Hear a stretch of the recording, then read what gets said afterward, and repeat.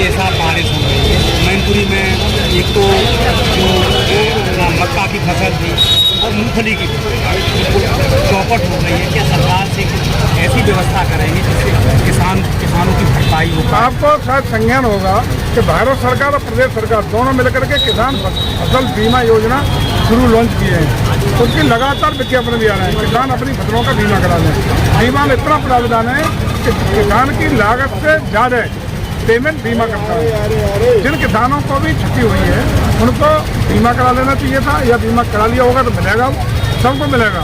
और ये नहीं बीमा कराया है तो जो भी इस तरह की फसल के पैदावार करने वाले लोग कोई भी फसल हो उसका बीमा करा लेंगे। बहुत उसमें प्रदेश सरकार बीमा की जो किस्त आती है प्रदेश सरकार भी अपनी हिस्सेदारी करती है, भारत सरकार भी करती है। बहुत मामूली सा शेयर केवल किसान को देना पड़ता है, उससे बहुत बड़ा फसल का जो रिस्क है वो कवर हो जाता है। किसी प्रकार किसान को कोई क्षति न हो, उसकी भरपाई हो, ये प्रयास राज्य सरकार और भारत सरकार दोनों कर रही है। मैनपुरी से दावेदारी ठोक रहे हैं आप, दिल्ली मुलाकातें चल रही हैं, नड्डा जी के साथ मीटिंगें चल रही है, ऐसा सुर्खियों में चल रहा है, क्या कहते हैं? मेरा कोई इरादा नहीं है। भारतीय जनता पार्टी जिसे लड़ाएगी मैनपुरी से चुनाव लड़ेगा, समुदाय से लड़ेगा, लेकिन 80 की 80 सीटें उत्तर प्रदेश की भारतीय जनता पार्टी की दिल्ली में जाने वाली है 2024। लेकिन मंत्री 36 नए पर्यटन स्थल, भव्य दिव्य पुराने मंदिर जिनका जीर्णोद्धार आवश्यकता, जिनकी बहुत बड़ी मान्यता है, वो 36 मंदिरों के आसपास पर्यटन विकास की योजनाएं इसी साल पूरी कराने का काम भी पर्यटन विभाग करेगा।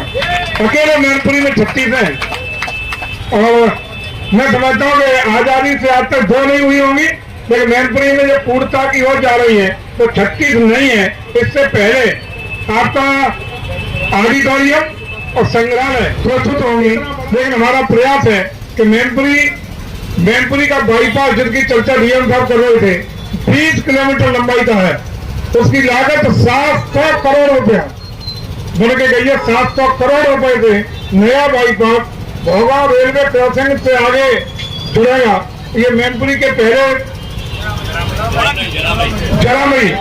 जरामई के आसपास से शुरू हो गए और मैनपुरी भोगांव के आगे जो रेलवे क्रॉसिंग है उसके आसपास जुड़ने का काम होगा, जिसमें जमीन भी अधिग्रहित की जाएगी। जमीन की लागत के साथ उसका जो एस्टीमेट आया है 600 उत्तर संग्रहालय और म्यूजियम सीडीओ कार्यालय के बराबर में आपका स्वीकृत हो गया है और उसका कार्य भी मैं समझता हूँ 2 से 3 महीने के अंदर धरातल पर दिखाई निर्माण होता हुआ बनने लगेगा। ये आपका हो गया है। राजा का ताल पुरानी मैनपुरी की भी महती आवश्यकता है कि वहां भी विकास की किरणें बहें, तो राजा के ताल को हम पूरा इको टूरिज्म में डेवलप करेंगे।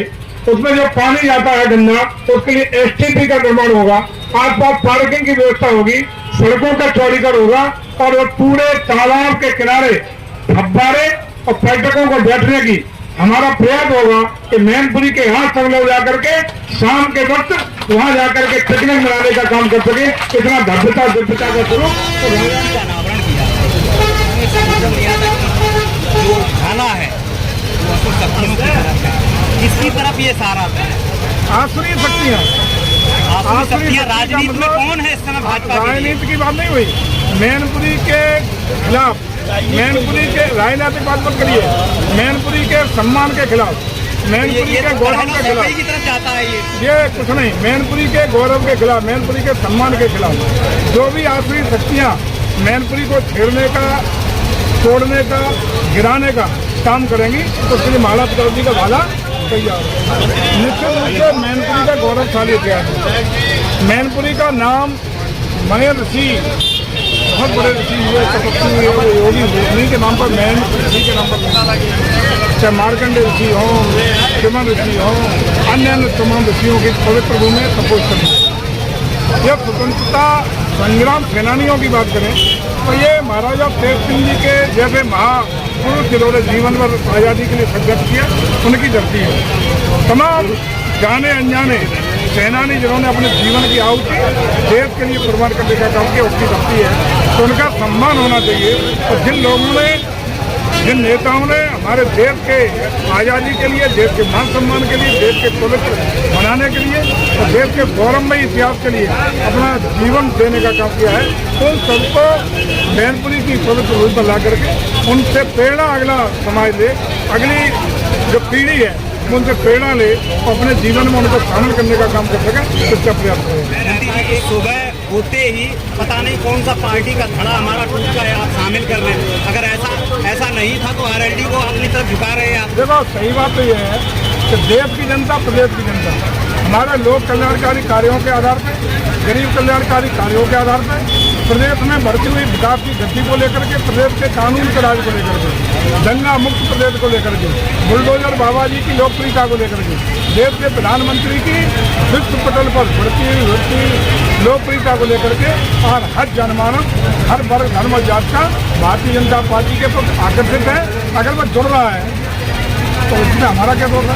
मतलब विपक्ष खत्म कर देंगे, हो जाए तो हो जाए, हमारा क्या दोष है? जयवीर सिंह का सम्मान नहीं, मैनपुरी जनपद के बच्चों को सम्मान देने का काम किया है और उसी का परिणाम है कि आपके प्रतिनिधि के रूप में, आपके सेवक के रूप में हम सब मैनपुरी के विकास के लिए, मैनपुरी के कल्याण के लिए, मैनपुरी के स्वाभिमान सम्मान के लिए हर समय 24 घंटे लगातार उपलब्ध है और आपको आश्वस्त करते हैं कि आपका मान, सम्मान, स्वाभिमान किसी भी दिशा में हम नहीं गिरने देंगे, सुरक्षित रखेंगे। वो कहीं भी जहाँ जरूरत होगी जयवीर सिंह आपके साथ थे, आपके साथ हैं और आपके साथ रहेंगे, ये हम आश्वस्त करते हैं। किसी भी गरीब के साथ, किसी भी जरूरतमंद के साथ किसी भी कीमत पर अन्याय, अत्याचार, बेईमानी, भ्रष्टाचार नहीं होने देंगे, ये भी हम आपको आश्वस्त करते हैं। पुनः बैठे हुए सभी बच्चासी नेताओं का, आप सब लोगों का हृदय से अभिनंदन, वंदन और स्वागत करते हुए एक पवित्र अवसर पर, पवित्र अवसर इसलिए कि आज महाराणा प्रताप जी की भव्य दिव्य मूर्ति के जो कार्यक्रम हो रहा है, इंद्र भगवान भी आपको आशीर्वाद देने का काम कर रहे हैं। इस पवित्र मौके पर आप सबको पुनः बधाई और एक और बधाई।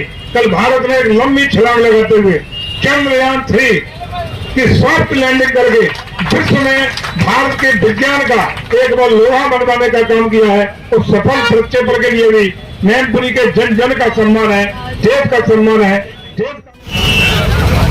बूथ के अनावरण के कार्यक्रम के अवसर पर कार्यक्रम की अध्यक्षता कर रहे आदरणीय चेयरमैन नगर पालिका परिषद मैनपुरी श्रीमती संगीता गुप्ता जी, बहुत ही सम्मानित चचा रामभाऊ सिंह कुशवाहा जी, आर्य गुप्ता जी, आदरणीय पूर्व विधायक श्री अशोक सिंह जी, आदरणीय बात को समाप्त कर दिया गया। क्या था पूरा मामला और क्या राजनीति से जुड़ा हुआ? देखिए, उस तक आपको याद होगा कि लोकसभा वर्ष 1996 में आदरणीय मुलायम सिंह यादव समाजवादी प्रत्याशी के रूप में मैनपुरी से चुनाव लड़े थे। उपदेश सिंह चौहान भारतीय जनता पार्टी के प्रत्याशी थे। खुर्रा थाने के अंतर्गत जिला गांव में पोलिंग स्टेशन पे वहाँ संघर्ष हुआ था भारतीय जनता पार्टी और समाजवादी पार्टी के कार्यकर्ताओं के बीच में। दोनों ओर तय हो गई थी, दोनों ओर से क्रॉस मुकदमे थे, लेकिन अन्याय ये हो रहा था कि समाजवादी पार्टी के कार्यकर्ताओं के खिलाफ जो मुकदमा लिखा गया था वो मुकदमा समाजवादी पार्टी की सरकार में बातिल कर दिया गया था। केवल भारतीय जनता पार्टी के कार्यकर्ताओं के खिलाफ एक तरफा मुकदमा न्यायालय में लंबित था। 27 साल के बाद उनको न्याय हम दे पाए और दोनों पक्षों के मुकदमे वापस हो गए हैं। उनका भी जो भारतीय जनता पार्टी के कार्यकर्ता थे उनके विरुद्ध भी 302 का मुकदमा चल रहा था, वो उत्तर प्रदेश सरकार ने बाधित रहने का निर्णय लिया। लोगों के लिए भी करेल चौराहे पे आदरणीय महाराणा प्रताप जी भाला लेके खड़े हो गए। अब ये आखिरी शक्तियां मैनपुरी में प्रवेश नहीं कर पाएंगी। इसके लिए चेतक के ऊपर भाले के साथ सही दिशा में खड़े हैं। महाराणा प्रताप जी कोई आखिरी शक्तियां मैनपुरी का प्रवेश नहीं करेंगी।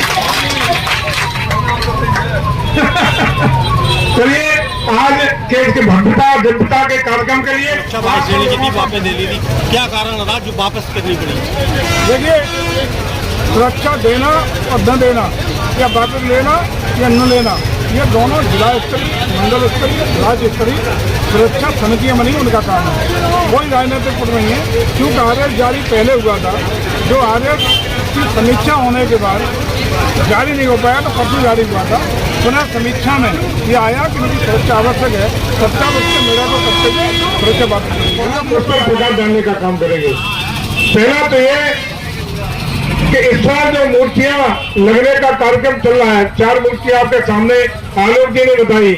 5वीं मूर्ति लल्लू सिंह चौहान साहब जो पूर्व विधायक रहे, एमएलसी रहे, उनकी मूर्ति भी नगर पालिका के शहीद पार्क में इसी साल बहुत जल्दी लगने का काम हो रहा है। ये 5 मूर्तियां इस साल लग रही हैं। इस साल का मतलब अभी 1 महीने के अंदर अगली 14 मूर्तियां जिसमें बाबा साहब भी है, कोई बचाई नहीं है। जितनी मांग थी मैनपुरी की, कोई चौराहा नहीं बचेगा जिस पर भव्य दिव्य मूर्ति मैनपुरी की शोभा न बढ़ा रही हो। ये 14 मूर्तियां 31 मार्च 2024 से पहले मतलब विदिन 3 और 4 मंथ 3-4 महीने में वो मूर्तियां भी पूरा का पूरा अपना असली जामा पहनाने का साकार स्वरूप ले सकेंगे। साथ ही साथ वहाँ पे घोर अनियमितताएं देखने को मिल रही है, ऐसे में क्या उनके खिलाफ कार्रवाई? जहाँ जहाँ अनियमितताएं होंगी निश्चित रूप से कठोर कार्रवाई होगी। कोई भी अधोमानक काम नहीं होने दिया जाएगा, गुणवत्ता के साथ कार्य होंगे। अगर कहीं आज एक मामला बताया है, आज ही एमडी को कह करके आज ही जांच का सफलता जरूरी नहीं, जनता की भावना है, जनता का आशीर्वाद, जनता का इसलिए भारतीय जनता पार्टी के प्रति है, अगाध श्रद्धा है, उसी के बल पर 2024 में 80